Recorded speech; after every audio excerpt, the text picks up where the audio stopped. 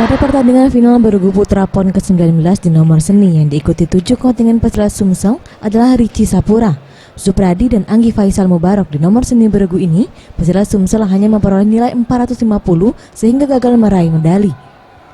Sedangkan medali emas diraih pesilat Jawa Barat dengan nilai 467, medali perak diraih pesilat DKI Jakarta dengan nilai 463, dan medali perunggu diraih pesilat Jawa Timur.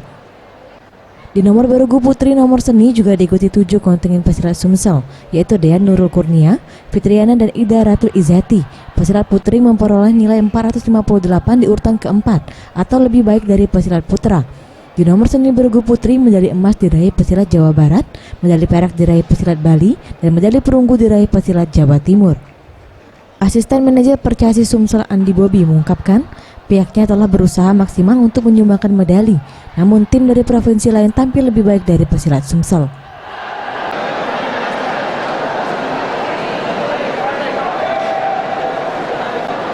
Menurutnya, kendala yang dihadapi pesilat Sumsel saat ini belum memiliki perdepokan dan belum bisa dilakukan pembinaan jangka panjang.